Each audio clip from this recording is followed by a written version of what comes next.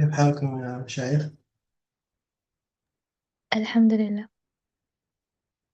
طيب. أين البقية؟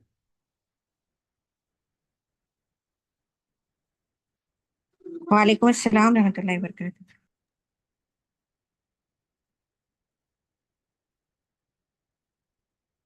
طيب، بسم الله الرحمن الرحيم. الحمد لله رب العالمين، والصلاة والسلام على أشرف الأنبياء والمرسلين، نبينا محمد وعلى آله وصحبه أجمعين. اللهم علمنا ما ينفعنا وانفعنا بما علمتنا وزدنا علما وعملا يا أرحم الراحمين. اللهم اجعل ما علمته حجة لنا لا حجة علينا يا أكرم الأكرمين. أما بعد، حياكم الله مجددا في درس من دروس علوم الشريعة. وفي مادة النحو نبدأ إن شاء الله أول دروس مادة النحو. نستعين بالله في الدرس الأول.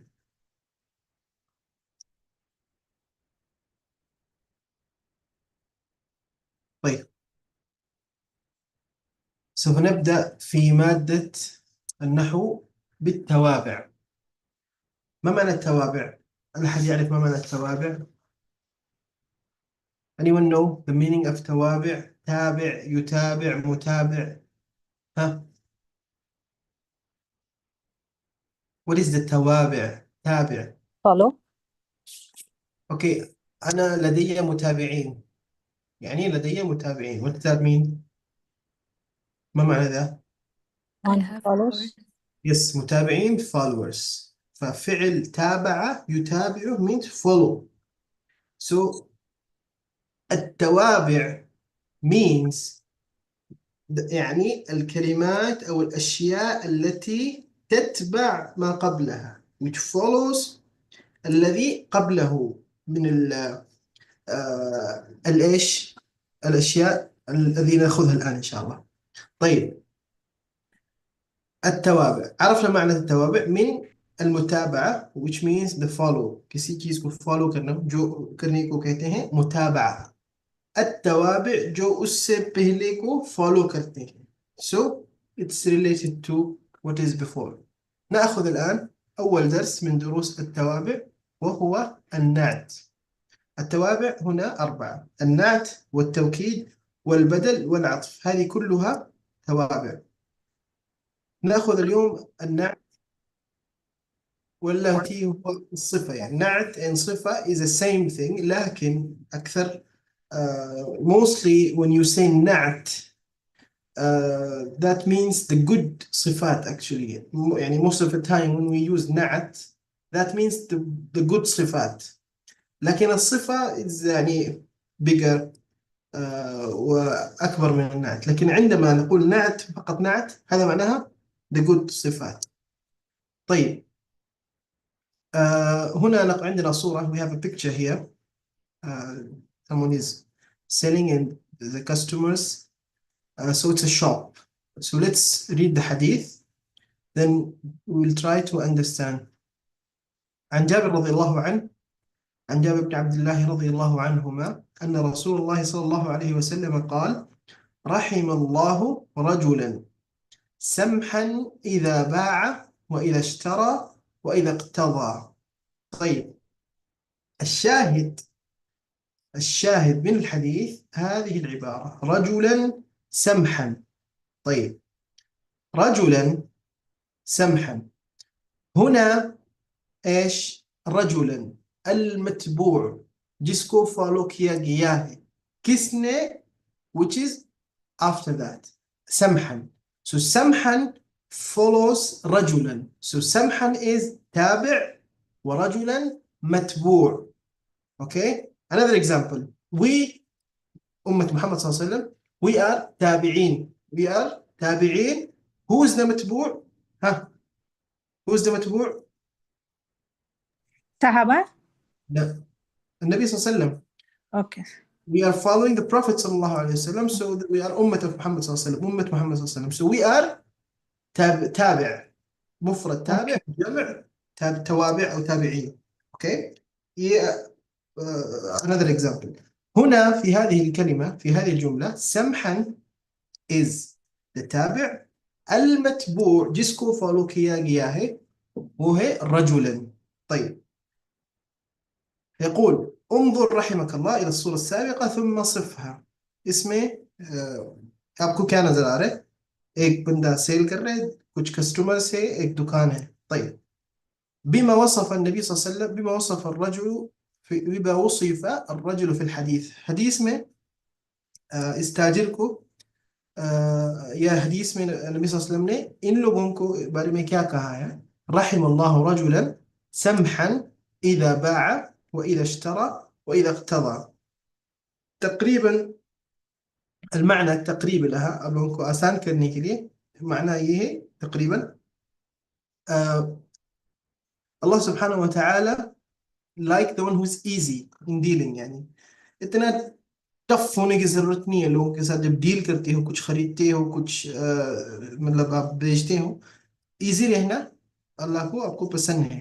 Easy easy रहने का मतलब नहीं है कि आप अपने हक छोड़ दे, नहीं, मतलब इजी रहना, जितना गुंजाइश है करो। आप भी कस्टमर हो, आप सेलर हो, तो इजी रहने में हमारे लिए भलाई है।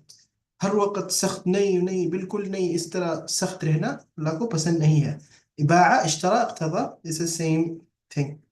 طيب باع मीन्स बेचना, इश्तरा खरीदना, इक्तदा यानी हमने अगर शॉपिंग किया है। طيب هنا يقول نطلق على كلمة الرجل. ماذا نطلق على كلمة الرجل؟ إيش قلنا هنا؟ سمحا تابع، رجلا will be ها سمحا if سمحا is the تابع متبوع متبوع متبوع जिसको फॉलो किया गया है। सो रजुलन هنا متبوع जिसको फॉलो किया गया है التابع which is the نعت. طيب هنا سؤال آخر another question. طيب هنا نكتب نكتب هنا حتى يتبين معنا. طيب it will be easy إن شاء الله. طيب الرجل وصفه الرجل بالسمح، السمح. طيب ماذا نطلق على كلمة الرجل؟ إيش قلنا؟ المتبوع، المتبوع.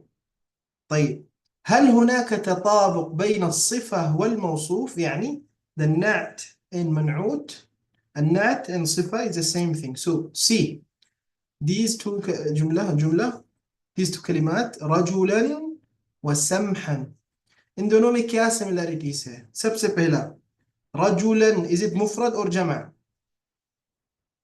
ها مفرد. مفرد. سمحا is مفرد or جمع؟ مفرد. مفرد. So the first similarity is in the النوع. في النوع they are similar في الإفراد والجمع. So في النوع هم سواسية. So نوع is similar. The second thing رجلا وسمحا is the حركات different؟ يعني التنوين يعني هنا نصب No, same. is it different or same؟ Same. طيب the second thing الإعراب. The first thing is النوع which is مفرد جمع. The second thing is إعراب. So the both are منصوب. طيب number 3. طيب رجلا معرفة or نكرة؟ نكرة. نكرة और معرفة में फ़र्क क्या है? What is the difference between जी نكرة? तनवीन एंड में तनवीन आती नकीरा में और मारिफा अलिफ लाम पहचान उसकी। जी तनवीन जरूरी नहीं है, लेकिन जो अल आता मारिफा खास जी अलिफ लाम। यार अगर कोई नाम हो जिस तरह मोहम्मद मारिफा है, ठीक है, ओके, खास नाम, कोई शहर का सिटी नेम या कंट्री नेम, ये सब मारिफा है। लेकिन यहाँ पर नकीरा एंड नकीरा, هذا الفرق الثالث. the third thing. أول شيء النوع مفرد جمع كان same. the second thing is إيش قلنا؟ إعراب الحركات. نعم رجلا سمحا إعراب. so both are منصوب. number 3 قلنا أنه both of them are إيش؟ آخر شيء نكرة. both of them are نكرة. last thing, the last thing رجلا مذكر ولا مؤنث؟ مذكر. طيب التابع هذا مذكر ولا مؤنث؟ نفس الشيء. نفس الشيء. طيب إذا كان هنا امرأة كيف تقول؟ امرأة سمحا سمحة. سمحة، امرأة سمحة. نعم. فيتبع هل هناك تطابق بين الصفة والموصوف؟ تقول نعم هناك تطابق. نعم. نعم. طيب اذكر أوجه التطابق. mentions these تطابق. طيب قلنا يتبع الموصوف في الإعراب which is منصوب مرفوع. طيب والتذكير والتأنيث which is مذكر المؤنث، والعدد مفرد مذكر مفرد مثنى جمع. آخر شيء إيش قلنا؟ No. نوع No. إعراب تذكير تأنيث، لا باقي شيء معرفة نكرة. معرفة نكرة. العدد السيم يا Okay. تعريف وتنكير. تعريف which is means معرفة، تنكير which is نكرة. طيب تعريف.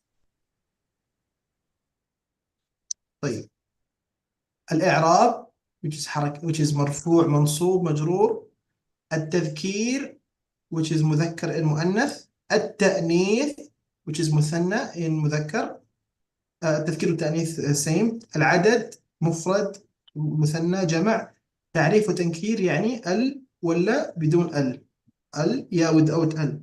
طيب الصفة تتبع الموصوف في كم من 10؟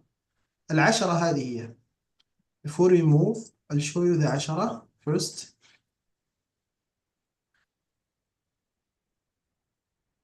طيب هنا سي يقول لك يوافق النعت منعوته في 4 أشياء. These are in 4 things out of 10. 1 2 3 4 5 6 7 8 9 10. So the مفرد نعت follow المنعوت in 4 things out of 10. What is the 10? These are the 10. 1 رفع، 2 نصب، 3 جر، 4 إفراد مفرد مثنى جمع تذكير تأنيث تعريف وتنكير. These are the 10. المفرد النعت المفرد follow the منعوت in 4 things out of 10. خلاص، إما في الرفع أو في النصب أو الجر then في الإفراد والتثنية والجمع والنوع التذكير as we يعني درسنا المثال كما درسنا المثال. طيب أذكر وجه ها Everything's gone. I mean, I thought of making screenshot. no we'll back to that شيء بس just يعني I'm giving you يعني بداية أو تهيئة للدرس. طيب الصفة تتبع الموصوف في كم من 10؟ ها كتنا دس مثل 4. في 4 4. في 4 أشياء أو تف 10. في الإفراد والتذكير it will be 1 مفرد أو مذكر. في الإعراب it will be مرفوع أو منصوب أو مجرور. في العدد it will be مفرد مثنى أو جمع. it will be في التعريف والتنكير it will be معرفة أو نكرة. so in 4 things out of 10. طيب كلير فهمتم أخذتم بداية واضح للجميع؟ أم عبد الله أم راشد واضح؟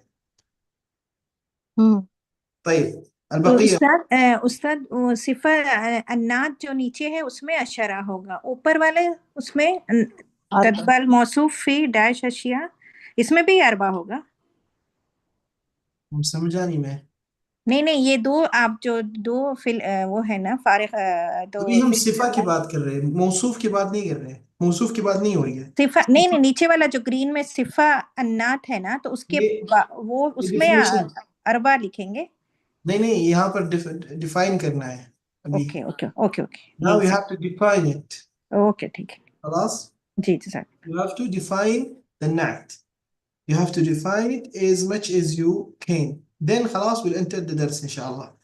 طيب يقول هنا الصفة والنعت. طيب how you define it؟ يعني تقريبا أخذتم فكرة سريعة عن هذا. So مثلا نقول الصفة، ما هو عنوان الدرس؟ عنوان الوحدة إيش؟ The topic of the unit. ها؟ تابع. التابع. طيب لا تابع. تابع So يذكر. first of all صفة or نعت is تابع. تابع ما هو عمله؟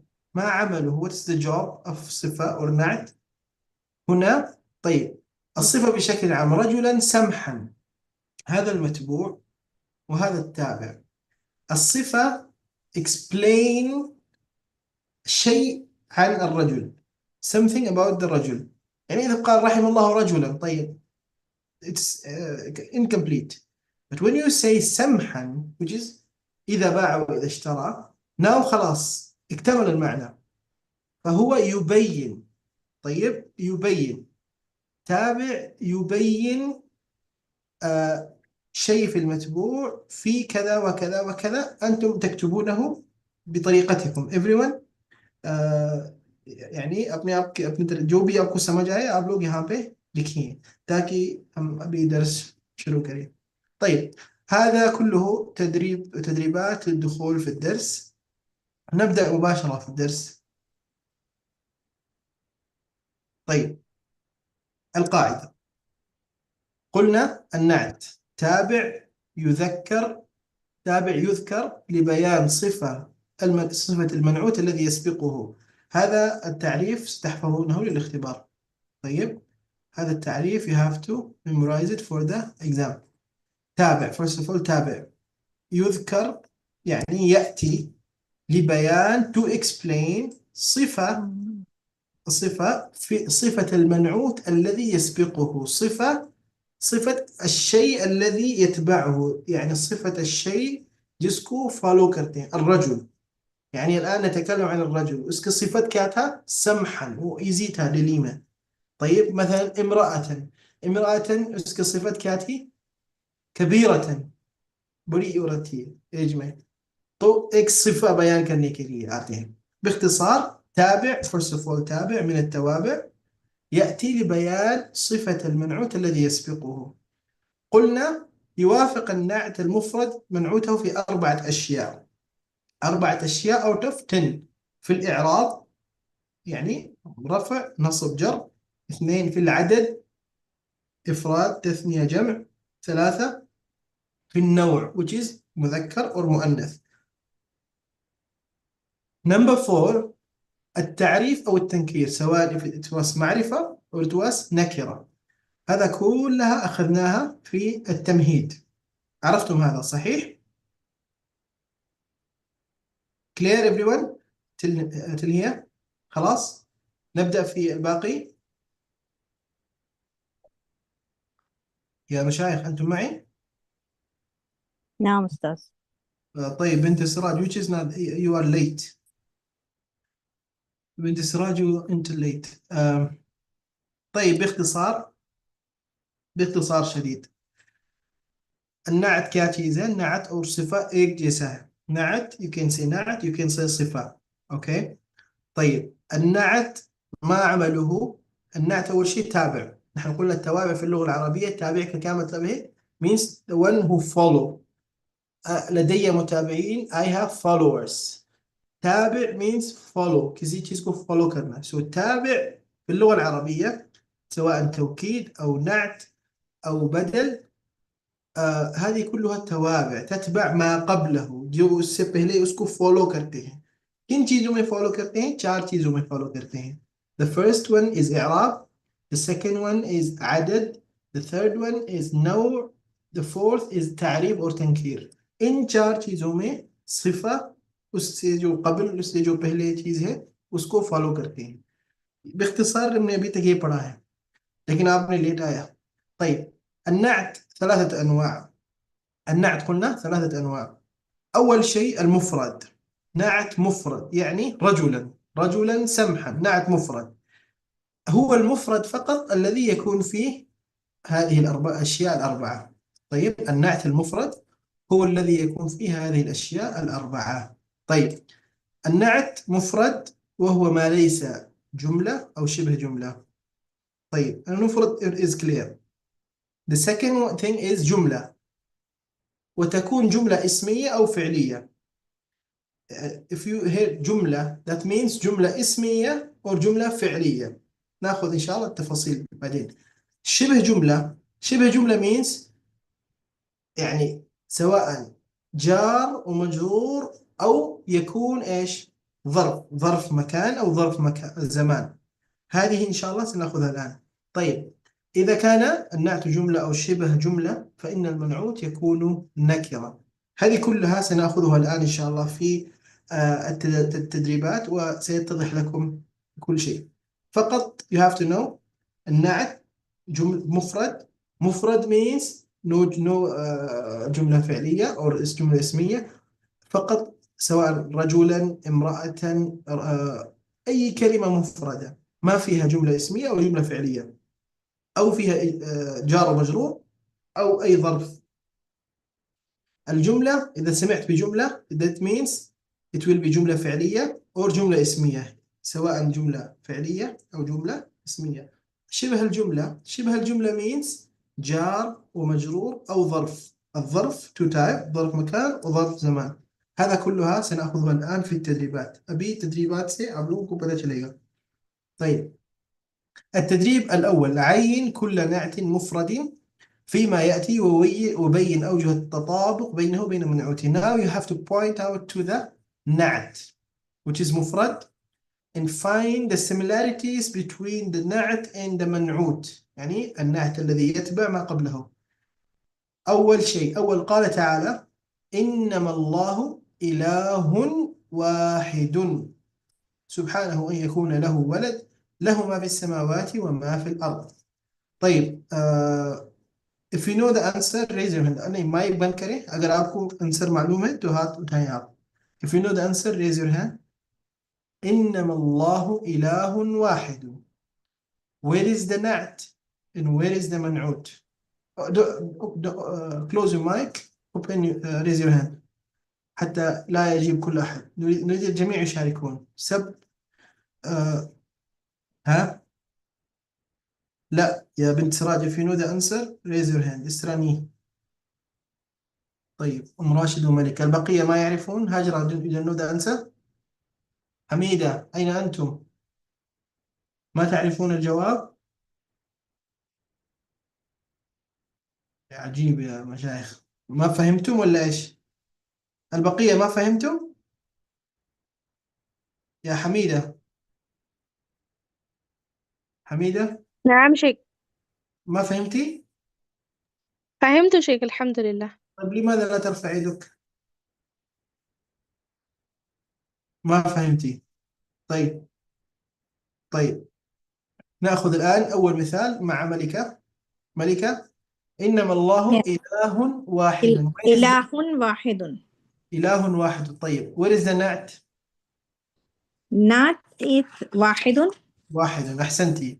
So the نعت is منعوت is واحد. إله is المنعوت. Yeah. طيب أول شيء نكتب هنا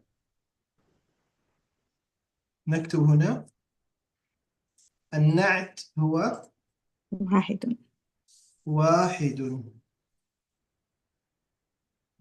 you have to put the حركات. okay I can put the حركات here. المنعوت منعوت is إله. نعم. طيب किन चीजों में ये दोनों similar हैं؟ إعراب من الإعراب. إعراب. نعم both of them are مرفوع. إله مرفوع بالضمة، واحد مرفوع بالضمة. so the first thing is في الإعراب or ها، إعراب مثنى جمعها. مثنى. طيب في العدد. في العدد والنوع. then is it مذكر is it معرفة أو نكرة؟ نكرة. هنا في الألفاظ يعني لما نتكلم عن الله سبحانه وتعالى ما نقول نكرة. لازم مع لغوي توربر يهانطي نكرة. نعم. أوكي. في التعريف والتنكير النوع نقول النوع means تعريف وتنكير. طيب نعم. the last thing ها، هل هو مذكر أو مؤنث؟ مذكر. نعم، في هنا في اللغة لغة مذكر. مذكر. لغوي توربي. طيب جي. مذكر يعني في التذكير والتأنيث.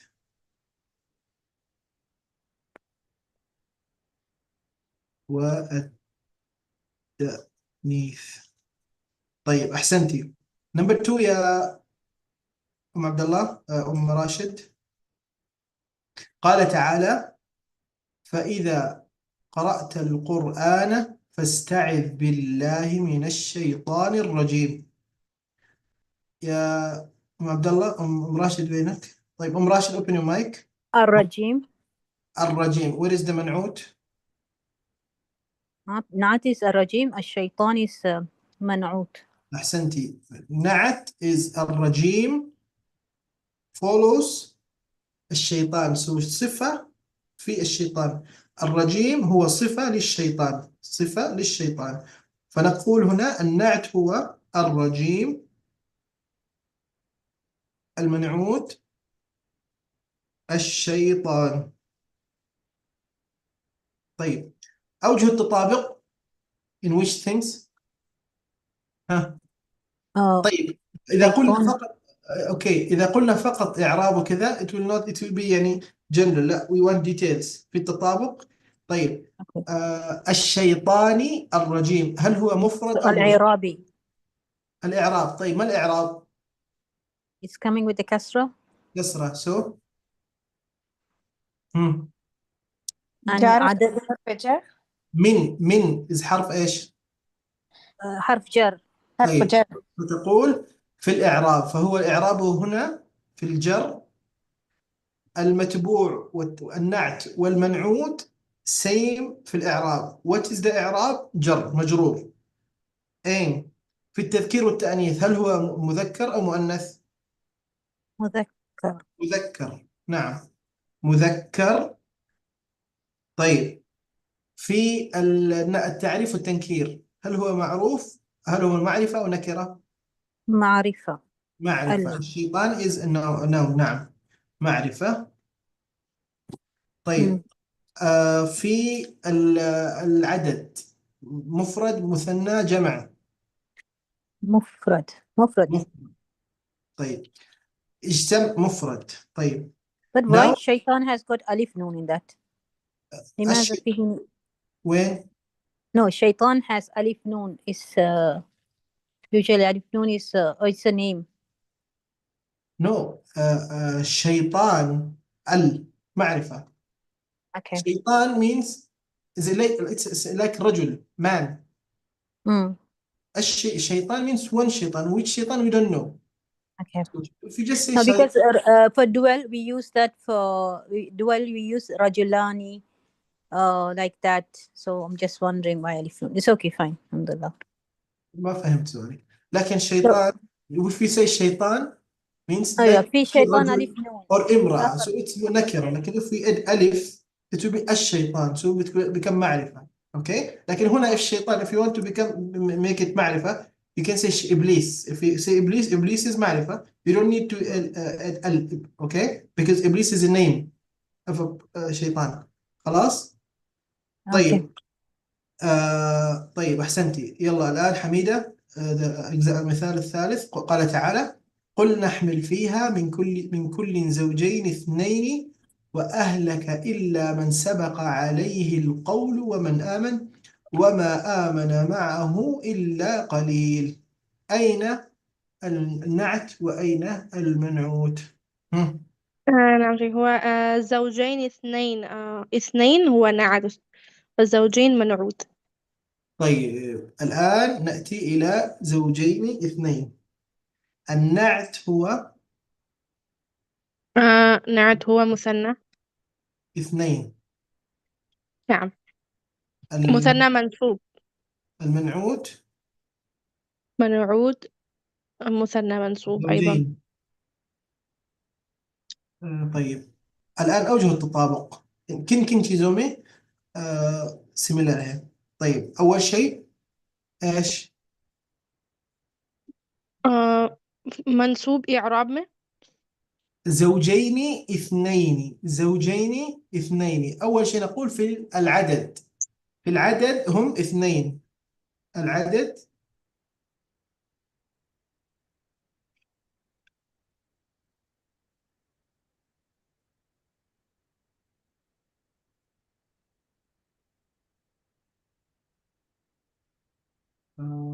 دقيقة.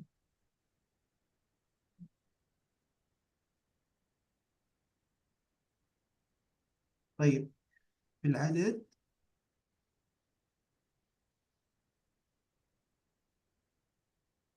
هم اثنين. آه مثنى. طيب بعد العدد عندنا الإعراب. ماذا في الإعراب هم؟ كيف الإعراب؟ منصوب شيخ. إعراب. في الإعراب منصوب. طيب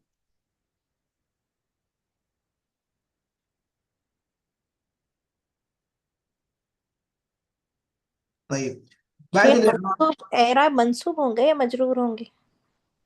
دقيقة وين؟ زوجين اثنين. زوجين اثنين. زوجان اثنان منصوب. زوجين اثنين منصوب है यहाँ पर منصوब है क्योंकि कोई मजरूर की अलामत नहीं है ना, उससे पहले कोई हरूफ जर नहीं है।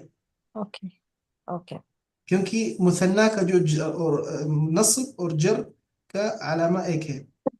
طيب ओके طيب قلنا منصوب.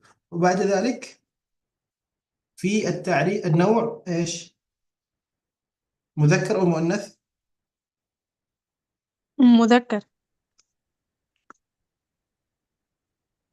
مذكر. طيب بعد ذلك لاست ون ايش بقي؟ التذكير والتأنيث ايش؟ التذكير. لا سوري. لاست क्या بقي है अभी؟ العدد النوعي التأنيث. معرفة أو نكرة. تعريف وتنكير. هو تعريف أبيك نكرة. زوجين اثنين نكرة. نعم نكرة. طيب الآن شوفوا في العدد مثنى. في الإعراب منصوب. في النوع مذكر. وفي آخره تعريف وتنكير إيش؟ نكرة. إن انجزومي سيميلر. طيب بعد هذا عندنا نمبر 4. إن الذين يرمون المحصنات الغافلات المؤمنات لعنوا في الدنيا والآخرة ولهم عذاب عظيم. طيب यहाँ पे दो है, ठीक है? यहाँ पे दो है. طيب اختاروا واحد. يلا يا بنت حسن. السلام عليكم ورحمة الله وبركاته. وعليكم السلام ورحمة الله وبركاته. جي जी शेख इसमें المؤمنات نعت المؤمنات مؤمنات. لا. آه طيب यहाँ पर الغافلات المؤمنات نعم ये दोनों محصنات की नात है. लेकिन यहाँ पर एक और आसान है आपके लिए जो मुफरद है which is عذاب ايش؟ عذاب عظيم. عذاب عظيم. عذاب عظيم में दोनों में नात कौन है؟ عظيم. عظيم. نعم عظيم هنا नात. عظيم नात. منعوت क्या है؟ عذاب. عذاب. طيب किन किन चीजों में सिमिलर है? إعراب. إعراب. طيب إعراب में क्या है? عذاب عظيم. क्या علامته مرفوع. مرفوع. في الإعراب مرفوع. طيب. طيب عدد में क्या है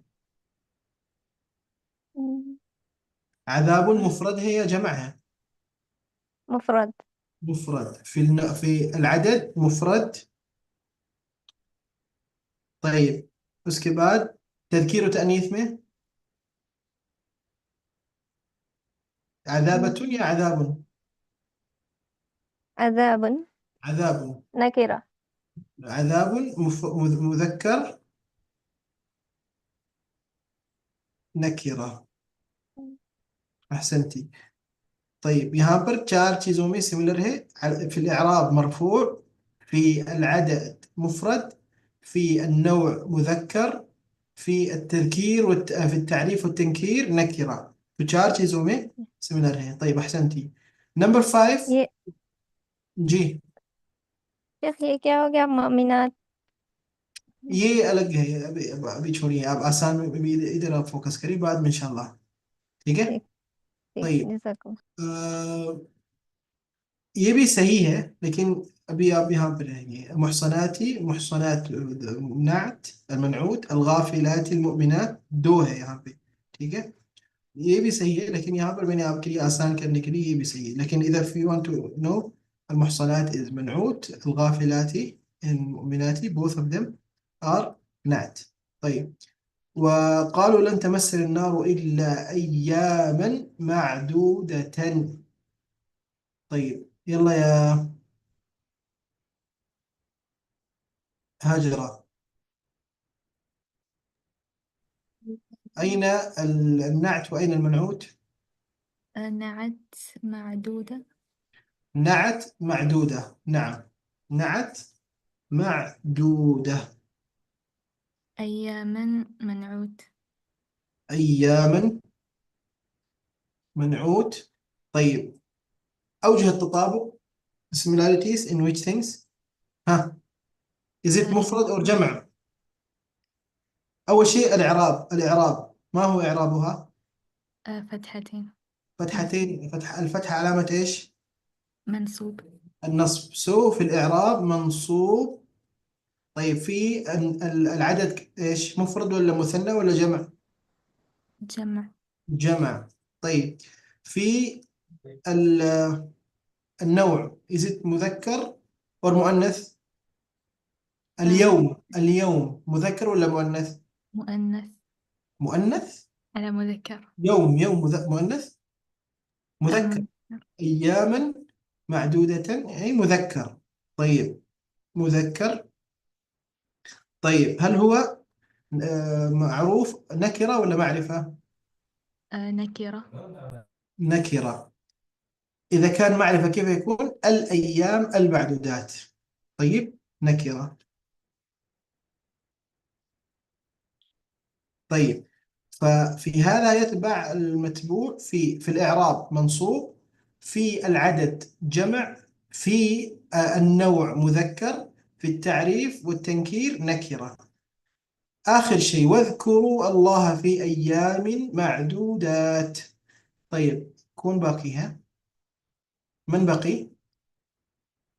بنت سراج. يا بنت سراج if you can open your mic you can type okay. بنت سراج معنا are you there؟ طيب أم عبد الله ما جاءت. طيب نبدأ بملكة مرة أخرى. ملكة. جي أستاذ. واذكروا الله في أيام معدودات. نعت معدودات منعوت أيام. نعم نعت معدودات منعوت أيام. طيب किन चीज़ों में إعراب में मजरूर है उस्ताद मजरूर. أول شيء الإعراب. أيام क्यों मजरूर हुआ क्योंकि उससे पहले في है حرف جر है. نعم في حرف جر فهو في الإعراب مجرور. مجرور. طيب في العدد عدد جمع. جمع. طيب في النوع سواء مفرد أو أيوه مذكر ولا مذكر. مذكر. نعم اليوم مذكر. نكرة. طيب في التعريف والتنكير نكرة. نكرة. نكرة. طيب أحسنتم. مجرور جمع مفرد مذكر، مجرور في الإعراب جمع في العدد، مذكر في النوع، نكرة في التعريف والتنكير. هذا كسبكو كليره؟ كلير هو؟ هاي مشايخ إيه أستاذ. كوي سؤال كوي.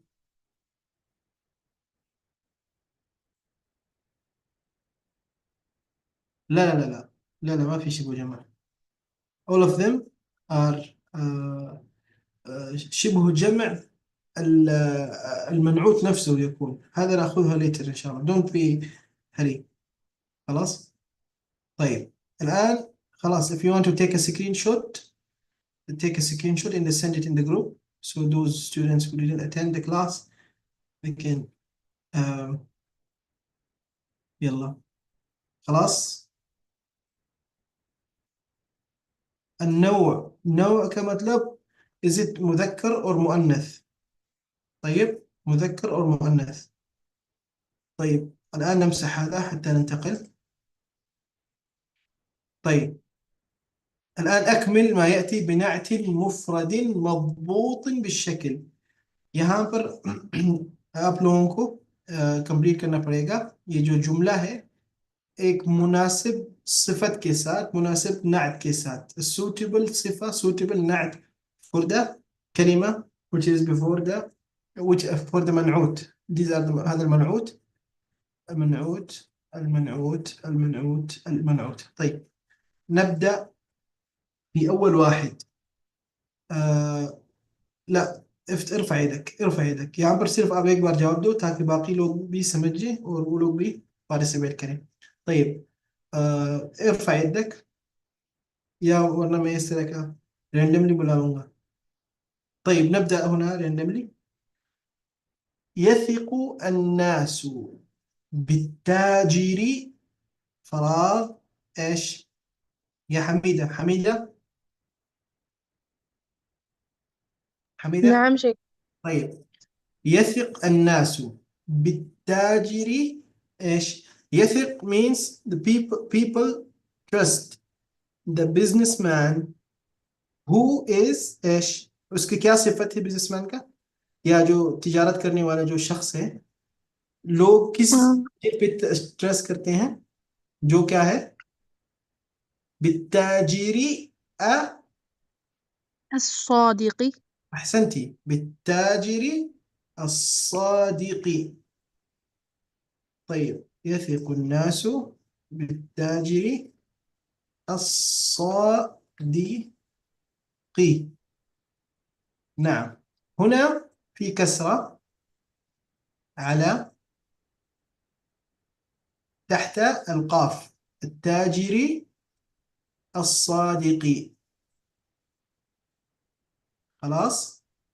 طيب نمبر 2 تكرم الشعوب رجالها ايش؟ طيب ما اخترنا صح. طيب يلا أم راشد.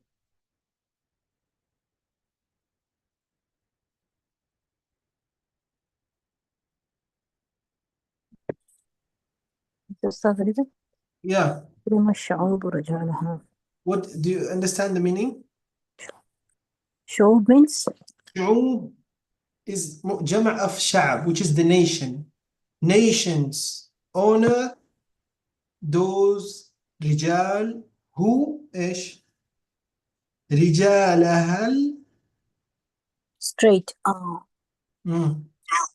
يعني the nations honor the رجال those who then in Arabic رجالها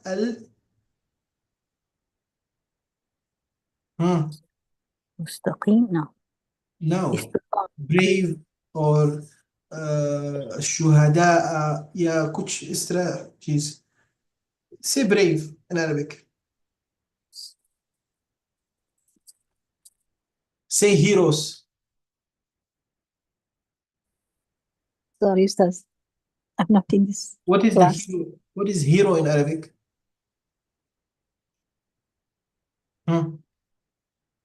سيب hero. scholars. مفيدة. It's useful. No. No. What is the scholar in Arabic?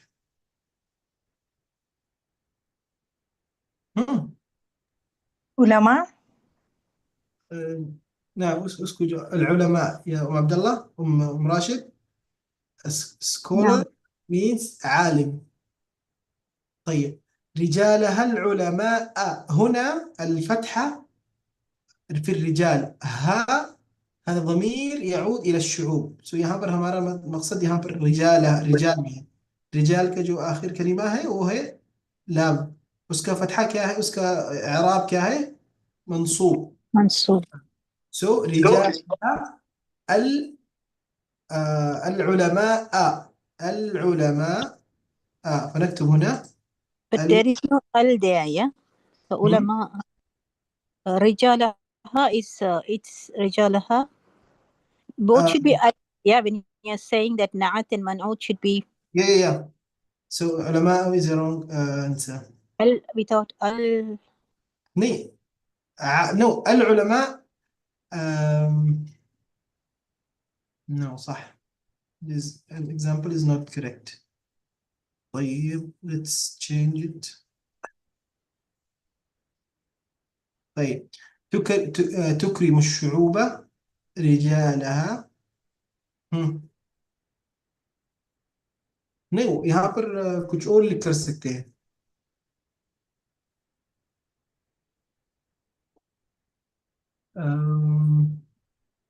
رجالها.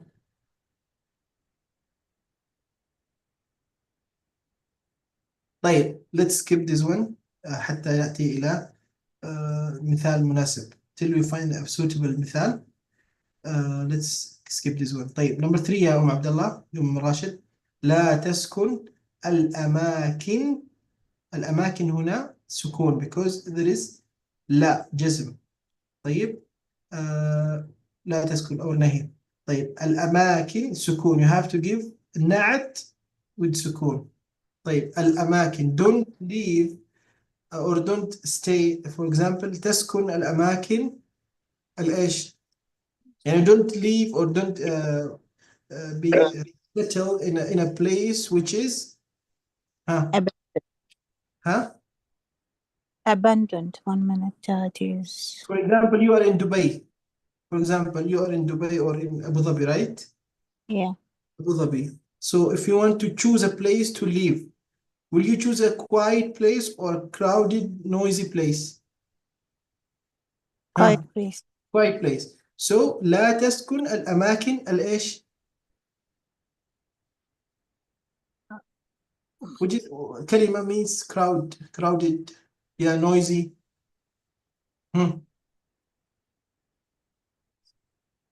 هيا يا عبد الله راشد think about it. صاخب. No. What it means crowd in Arabic?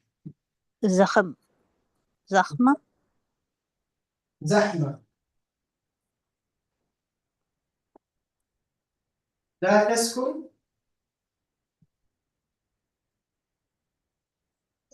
لا تسكن الأماكن المزدحمة. الزحام زحمة زحام रश को कहते हैं. ठीक है. Crowd rush traffic in सब को कहते हैं अरबिक में زحمة أو الزحام. فتقول لا تسكن الأماكن المزدحمة जहाँ पे रश हो, जहाँ पे नॉइज हो, जहाँ पे शोर हो. so that's mean المزدحمة. so الحركة هنا الأماكن سكون, المزدحمة سكون. طيب بعد هذا نأتي علمت الأمهات الإيش أولادها الصلاة. ये बहुत आसान है بنت حسن. ديش الأمهات يعني माओं ने सिखाया बच्चों को नमाज. ये माओं का कुछ सिफत बताएं. علمت الأمهات أولادها الصلاة. नेक को क्या कहते हैं अरबी में? صالح طيب صالح صالح مذكر है, जमा मुअन्नस के लिए الأمهات صالحات نعم. علمت الأمهات صالحات الصالحات أولادها الصلاة. علمت الأمهات الصالحات أولادها الصلاة. طيب تحدث الأديبان عن حياتهما. First of all, أديب means the one who write the poem, يعني الشاعر. طيب जो शेर अदब से मुताल्लिक है, from अदब से मुताल्लिक है, जो शेर वगैरह लिखते हैं उसको कहते हैं अरबी में अदीब, या नॉवेल्स वगैरह लिखते हैं, मतलब लिखने में कुछ है. दो अदीब, मुफरद इज अदीब, मुसन्ना अदीबान. طيب عن حياتهما, यहाँ पर تحدث الأديبان عن حياتهما. the أديبان talked about their life, يعني two. الاثنان هنا تكلما عن حياتهما, فتقول تحدث الأديبان إيش, उनके बारे में कुछ सिफत बताएं आप. يا طيب نختار, ما اخترنا. طيب شكرا يا بنت حسن. نأخذ من بقي. حميدة خلاص. طيب هاجرة. المتميزة. أحسنتي. تحدث الأديبان المتميزان. المتميزان عن حياتهما. الأديبان كسرة, المتميزان كسرة. طيب عن حياتهما. طيب بعد هذا نزل من السماء مطر. ये बहुत आसान है. या मलिका, जोरदार बारिश को क्या कहते हैं? मलिका, बिन हसन. دي أستاذ मतर, जोरदार को क्या कहते हैं? या बहुत ज्यादा? كس ها كثير كثير. مطر كثير يا غزير, दोनों आप लिख सकते हैं. مطر ثم اثنين كثير. طيب نزل من السماء مطر كثير. طيب آخر ون heavy rain. نعم. يلا ملكة. जी الأكل उस्ताद. يدخم المعدة. الأكل अक्लु يدخم المعدة. يدخم المعدة मतलब इंसान को मोटा बना देता है. كثير. الأكل الكثير. الكثير, أحسنتي. الأكل الكثير. نعم الأكل الكثير. طيب الأكل الكثير يدخم المعدة. طيب यहाँ तक क्लियर है? हाँ जी उस्ताद. طيب let's move to the next one if we have a time. خلاص if we reach إن شاء الله 3:30 we start فقه إن شاء الله, one chapter from فقه إن شاء الله. طيب التدريب الثالث: ضع في كل مكان من الأماكن الخالية منعوتا مناسبا. خلاص. Now we did a نعت in the previous exercise. Now about the منعوت. المنعوت يعني الشيء الذي يتبعه النعت. أول مثال: الباسلون لا يهابون الحرب. الباسلون means the brave. لا يهابون they don't fear. الحرب means the war. किन लोगों की बात हो रही है? कौन लड़ते हैं जंग? No, this الرجال or soldiers. soldiers. So رجال. soldiers in Arabic. What is soldiers in Arabic? جنود. الجنود. الجنود. الجنود الباسلون. وين؟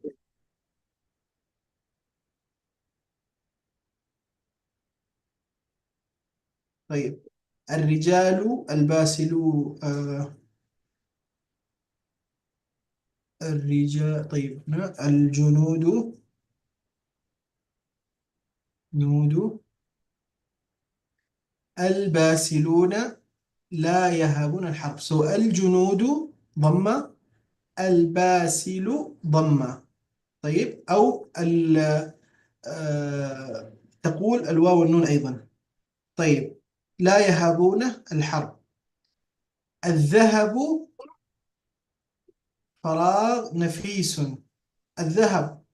What is the ذهب؟ الذهب gold. Gold किस कैटेगरी में आता है? खाना, फूड या हाँ, किस कैटेगरी में आता है? Jewelry. नो, معدنيات. from معادن. so تقول الذهب معدن نفيس. जो भी जमीन से निकलता है ना उसको कहते हैं معدن. from ذهب, فضة, حديد वगैरह. يعني जो कुछ भी ज़मीन से निकलते हैं उसे कहते हैं معدن أو معادن. فتقول هنا الذهب معدن نفيس. طيب الذهب معدن نفيس. الذهب لا सॉरी यहाँ पे अलिफ लाम है. الذهب कुछ और लिखना पड़ेगा with अलिफ लाम. مثلا الذهب الخالص. الخالص the pure gold. الذهب الخالص. الخالص means pure with no يعني which is not mixed. الذهب الخالص نفيس. طيب اشتريت صغيرين. اشتريت صغيرين क्या आता है? اشتريت قط. قطتان. By the way, buying a cat is haram, is not permissible. Okay, you can adopt a cat by taking from someone gifted you, no problem. But buying a cat or selling a cat is haram in Islam. Okay, you can adopt a cat, you can take a cat from the street and you know raise it. Lakin if someone can gift it for you, you can take from it. But buying a cat is haram. طيب طيب اشتريت صغيرين. الحصان. No. حصانين صغيرين. Okay, it's correct. حصانين because صغيرين is مثنى two. اشتريت حصانين صغيرين. Oh. Do you call for the small غنمين. horse is حصان or is there another word for that? لكن الحصان It's a big one, yeah? yeah, it's a big one. لا but في حصان صغير مثل سيسي. حصان سيسي. لكن it's better to say مثلا اشتريت طيب مثلا اشتريت قلمين صغيرين. قلمين صغيرين. مثلا اشتريت مثلا ثوبين صغيرين.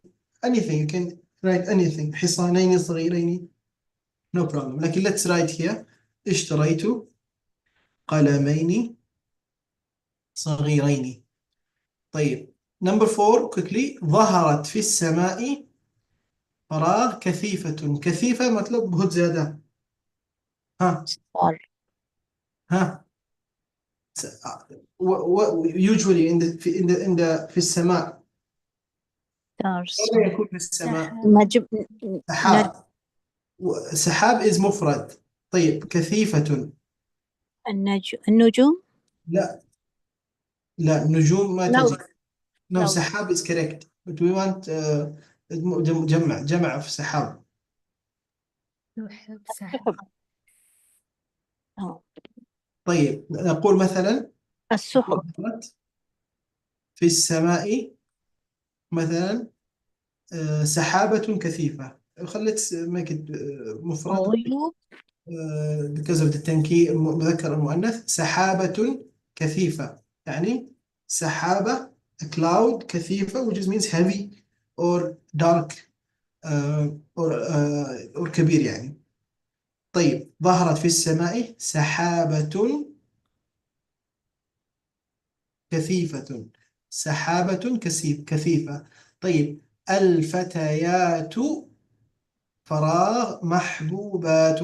ها الجميلات. نو واي جميلات. الصالحات. طيب الفتيات مثلا المحجبات أو الفتيات الصالحات. الصالحات. طيب الفتيات الصالحات بغيت أقول الفتيات الصالحات جميلات. طيب الفتيات الصالحات محبوبات. صاحبت فراغ مخلصين. أشخاص. صاحبت أشخاص لكن it will be similar to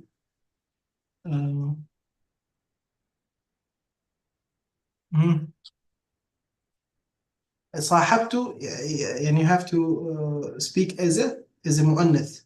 طيب because the sentence is like this. صاحبت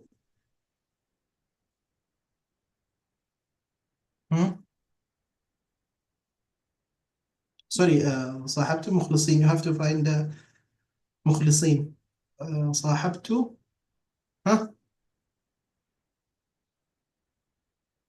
صاحبت صديقين مخلصين. سوري أنا كنت أفكر إنه هذا هو المنعوت لكن we have to find the منعوت. صاحبت صديقين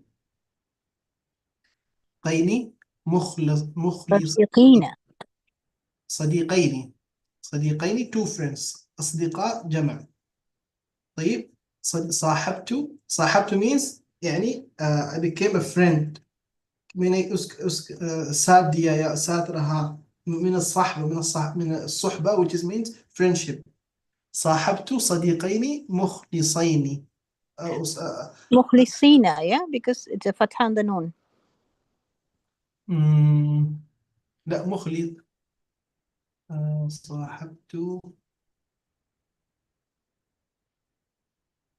صاحبت مخلصين. No you maybe actually أصدقاء is صاحبت مسلمين مخلصين. طيب مسلمين مخلصين let's write حتى الجملة تكون صحيحة. صاحبت مسلمين لا موظفين. طيب صاحبت موظفين مخلصين. نعم موظفين implies مخلصين. So in the workplace your friends was مخلصين so you can say صاحبت موظفين مخلصين. طيب الجميلة تشرح النفوس. ها الأخلاق الامرأة يا الأخلاق جميلة تشرح النفوس. ما الذي قال امرأة؟ المرأة الجميلة، لا يا شيخ، المرأة الجميلة تشرح نفس زوجها. نفس يعني الأخلاق. الأخلاق الجميلة تشرح النفوس. صحيح है, लेकिन ये सूटेबल नहीं है जी। Okay suitable नहीं है, सूटेबल। जमीला के साथ मुअन्नस नहीं है। अच्छा उस्ताद, और एक मेरा वो डाउट है, ऊपर जो सेकंड में ना अज़्ज़हब मारिफा अल खालिस लिखे ना, तो हम मनऊत लिख रहे हैं ना, तो ये नफीस के साथ होगा, नात नफीस होगा ना यहाँ पर। الذهب الخالص نفيس। हाँ, तो मनऊत में आपने अज़्ज़हब मारिफा लिया, अज़्ज़हब अल खालिस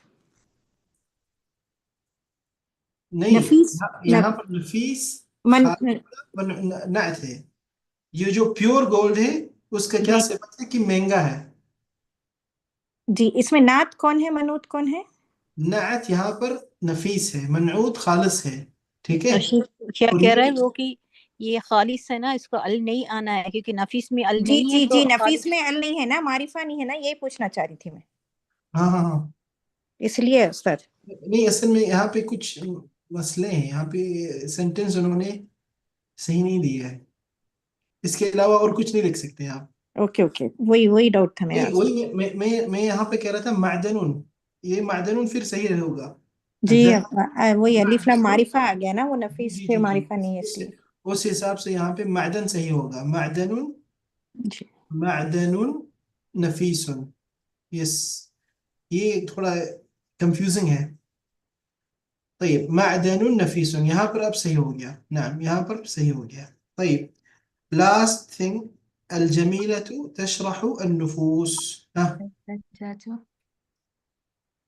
الإيش؟ الفتاة الجميلة. يا عمران. عجوة she's not right today. الفتاة الجميلة تشرح النفوس، لا. طيب مثلا उस्ताद, ये नरमी भी ले सकते हैं, الصورة، समाहत। let's say الصورة، जी الصورة الجميلة، الصورة الجميلة تشرح النفوس، الصورة الجميلة تشرح النفوس. طيب जी क्या कह रही थी?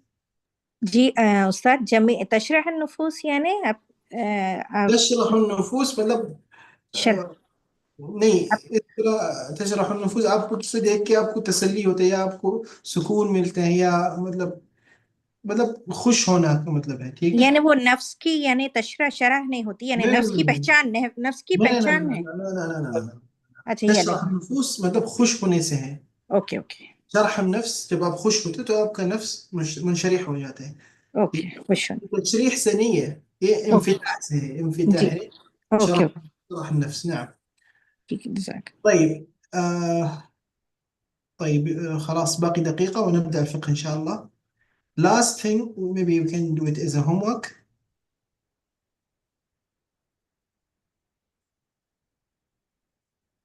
बहुत ज़्यादा है homework. طيب maybe we can do one thing. Let's continue.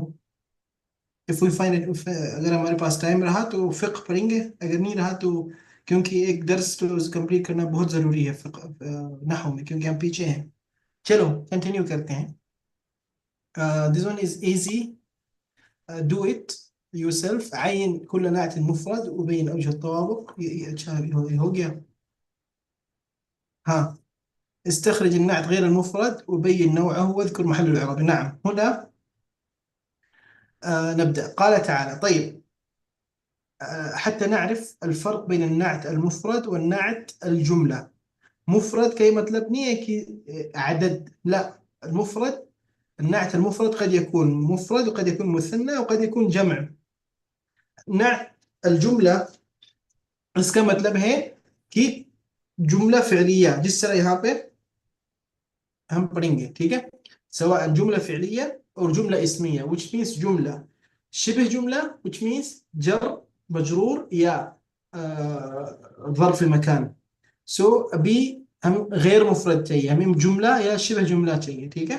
طيب أول شيء قال تعالى: وقال رجل مؤمن من آل فرعون يكتم إيمانه، يكتم إيمانه، أتقتلون رجلا أن يقول ربي الله. طيب Now, if you want to look for the جملة فعلية, you have to look for the فعل. What is the فعل in the آية? فعل कहाँ पर है? قال. قال لا. This is يكتم. يكتم إيمانه. يكتم is فعل. يكتم. إيمانه. So يكتم إيمانه جملة فعلية. تمام؟ يكتم إيمانه. يكتم فعل، إيمانه جملة فعلية. فتقول النعت. أين النعت؟ رجل مؤمن. رجل مؤمن. لا، النعت هنا يكتم إيمانه. إيمانه. ما هو المكتوم؟ منوط.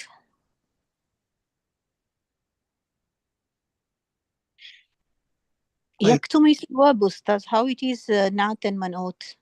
طيب هو جملة فعلية.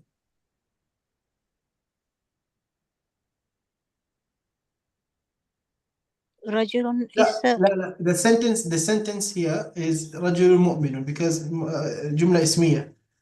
رجل مؤمن. فأول the first one is جملة اسمية. رجل مؤمن. فالرجل مؤمن. Where is the نعت؟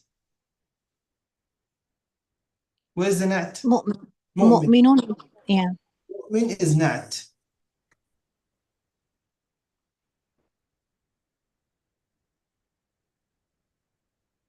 مؤمن is نعت. نوعه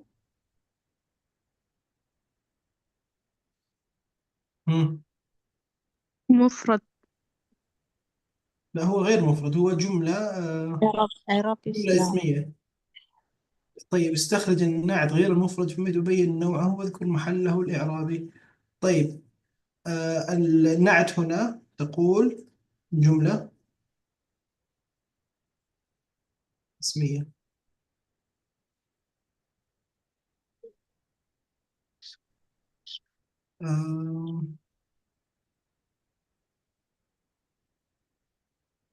طيب.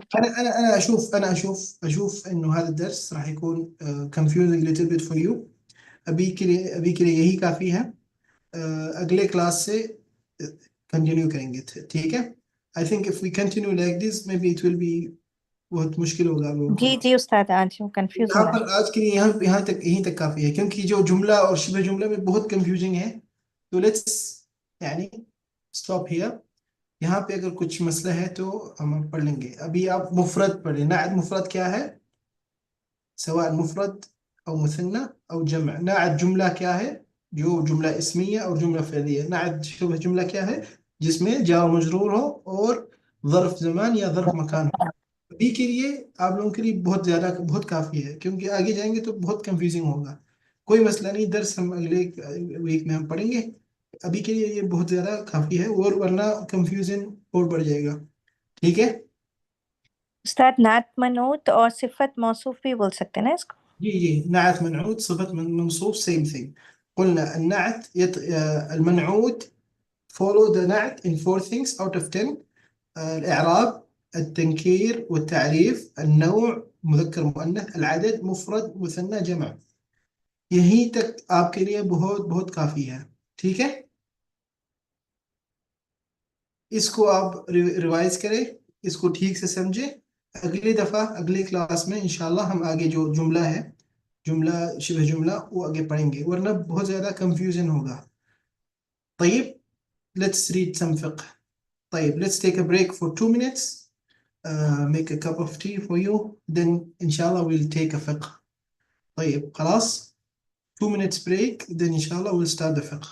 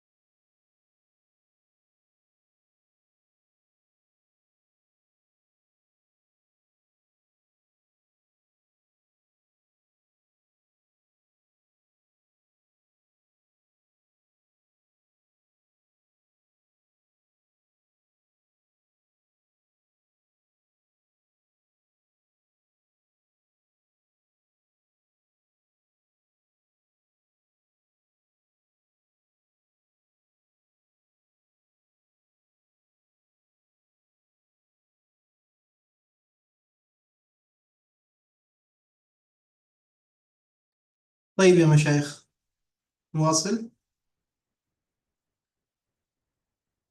Are you in the class؟ Ji Ustad. البقية باقي students؟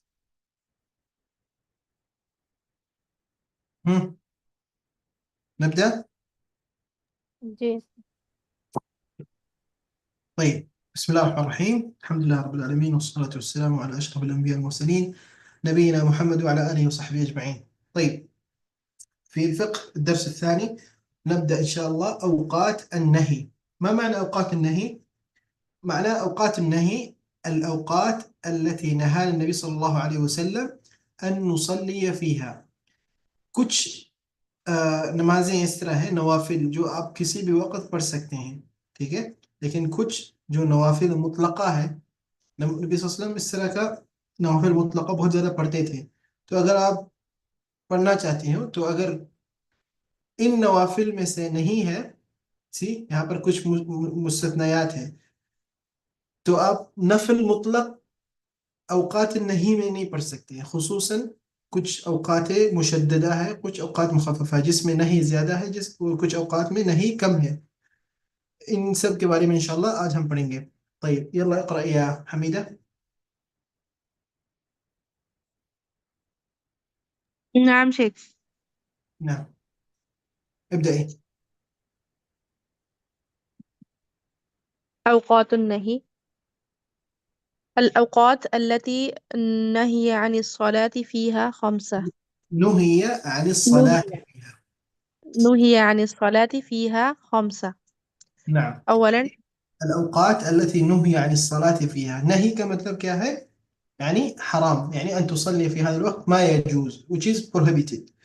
So इन औकात में आप नमाज नहीं पढ़ सकते हैं, ठीक है। औकात क्या है सबसे पहले?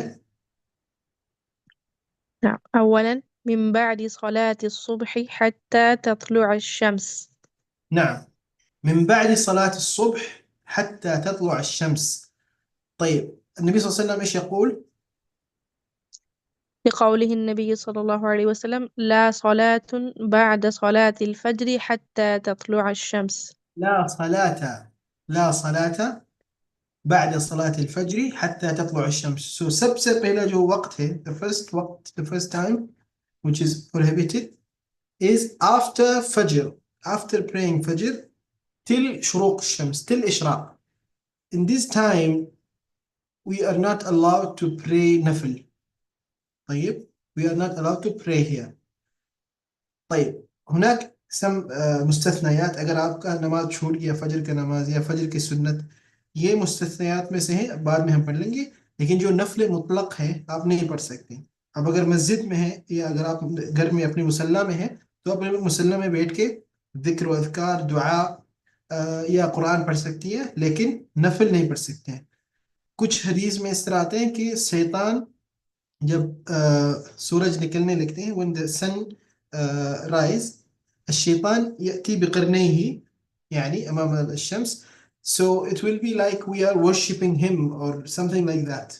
So that's some other روايات. لكن النبي صلى الله عليه وسلم نهانا أن نصلي في الوقت الذي بعد الفجر till the sun rise, till شروق الشمس. هذا الوقت ما يجوز أن تصلي فيها نفل. Is there any exceptions? Yes, we will see it inshallah later. The first time is after Fajr till شروق. خلاص, من بعد الفجر حتى الشروق. فالنبي صلى الله عليه وسلم يقول لا صلاة بعد صلاة الفجر حتى تطلع الشمس. هذا الوقت الأول. ما هو الوقت الثاني؟ متو؟ نعم.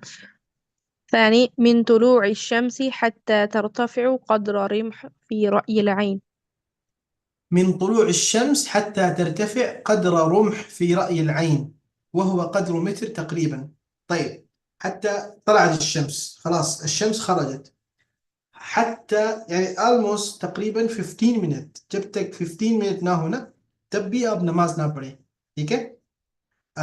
क्योंकि मैंने जो रिवायत बताया था शैतान को, वो यहाँ पर आते हैं जब निकलते हैं ना सूरज, क्योंकि सूरज निकलने से पहले भी थोड़ा रोशनी आ जाता है, लेकिन जब सूरज निकलते हैं उस वक्त कुछ रिवायात में आते हैं कि शैतान अपने जो दो कर्न है वो लाके इस सामने रखते हैं ताकि इस तरह लगे कि लोग उसकी इबादत कर रहे हैं।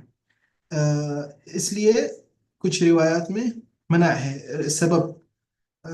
لكن الوقت الأول من بعد صلاة الصبح حتى تطلع الشمس. الوقت الثاني जब सन राइज हो तब حتى ترتفع قدر الرمح. ارتفاع قدر الرمح علماء ने वक्त का हिसाब करके बताया कि يعني من طلوع الشمس till 15 minutes. after 15 minutes you can pray يعني قدر متر تقريبا.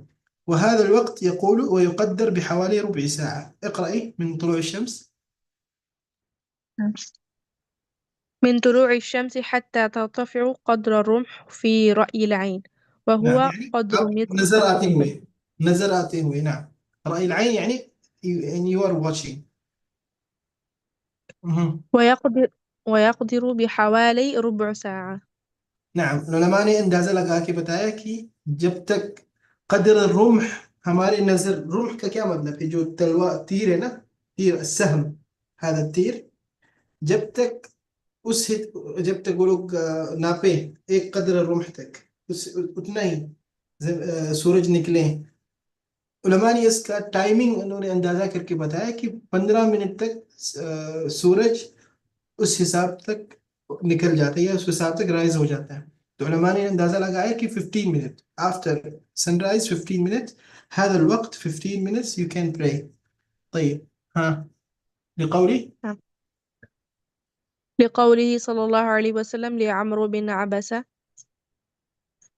صل صلاة الصبح ثم أقصر عن الصلاة حتى تطلع الشمس حتى ترتفع. نعم حتى صلي صلاة الصبح pray فجر ثم stop praying till the sunrise حتى ترتفع then حتى ترتفع قدر رمح يعني 15 minutes after الشروق. बहुत सारे लोग इस तरह करते हैं जो जिनको नहीं मालूम है जो टाइमिंग होते हैं ना हमारे मोबाइल में औकात सला औकात नमाज. ये जो टाइमिंग है ये खुरूज शम्स है इर्तिफा शम्स का नहीं है. ये आप ख्याल रखना मस्जिदों में भी है बहुत बड़ी गलती है लोग नहीं जानते हैं जो टाइमिंग है मोबाइल में कि वक्त शुरूक. बहुत सारे सिस्टर्स नहीं मालूम उनको नहीं मालूम है घर में नहीं पता चलता कि सन रोशनी निकल गया नहीं. ये जो टाइमिंग है मोबाइल में मेरे मोबाइल में भी है मैं आपको दिखाता हूँ देखें वक्त الشروق. see you can see I don't know والله you can see or not لكن في شروق الشمس 7 o'clock. شروق الشمس 7 o'clock. خلاص from 7 you count 15 minutes. خلاص 7:15 you pray. خلاص ये जो टाइम है ये जो उन्होंने एप्स में उन्होंने डाला है ये सूरज निकलने का टाइम है इर्तिफा होने का नहीं है. ये फिर भी यहाँ पर वक्त नहीं में है तो बहुत सारे लोग यहाँ पर पढ़ते हैं बल्कि हमें इंतज़ार करना पड़ेगा 7 यहाँ पर शुरूक साढ़े 7. अगर आपके पास मोबाइल है टाइमिंग है देखिए क्या क्या टाइम निकाला. طيب الشباب اللي الساكنين في السعودية هاجرة you are living in Saudi right? anyone else? What is the time of شروق in your phone in your city? 6:20. 7 a.m. 7 p.m. على 7 a.m. 7 a.m. sorry yeah 7 a.m. right? طيب هذا الوقت you add 15 minutes. خلاص इस टाइम पे आप और 15 मिनट्स ऐड करेंगे फिर वक्त नहीं ख़त्म होगा क्योंकि ये जो वक्त है ये इर्तिफा कदर रुम्ह का नहीं है. ठीक है जिसमें आपको इजाज़त है इसके बाद आपको इजाज़त मिलेगी नमाज पढ़ने का. ये जो वक्त है ये खुरूज शम्स का है ये जो सूरज निकलने का वक्त है. सूरज आप खुद प्रैक्टिस करके आप देखें प्रैक्टिकली आप देखें 7 a.m. सूरज निकलता है मतलब उसका रोशनी नजर आना शुरू हो जाता है और उसका जो गोल है ना सूरज का जो शेप वो निकलना शुरू होता है 7 a.m. लेकिन 7:15 उस वक्त थोड़ा निकल के 1 मीटर के हिसाब से निकलता है 15 मिनट के बाद. सो यहाँ पर बहुत सारे लोग नहीं जानते हैं वो लोग समझते हैं कि 7 a.m. हम ही नमाज पढ़ सकते हैं ये जो इस तरह का औकात में लोगों ने डाला हुआ है बल्कि इसके बाद आप 15 मिनट आपको वेट करना पड़ेगा. خلاص أنا ما أدري فهمتوا النقطة ولا لا؟ समझ आ गई आप लोगों को? فهمتي؟ जी शेख। जी एक्सप्लेन करिए हमीदा। नाम शेख। मैंने क्या बोला लास्ट? यानी कि सूरज निकलने के 15 मिनट्स के बाद we have to pray. Yes, लेकिन इनकी जो टाइमिंग है मोबाइल में, ये सही टाइमिंग नहीं है शुरू का। ठीक है, इन्होंने वक्त इर्तिफा का टाइमिंग नहीं दिया बल्कि वक्त खुरूज शम्स का दिया। ठीक है, तो नाम जो शेख। भी टाइमिंग है मोबाइल में शुरू का, इसमें आप और एक्स्ट्रा 15 मिनट्स आप ऐड करेंगे, फिर आप नमाज पढ़ना शुरू करेंगे। फहमती हाजरा? Yeah.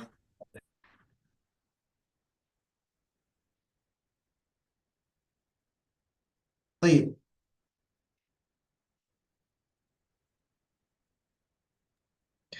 نعم ثالثا عند قيام الشمس حتى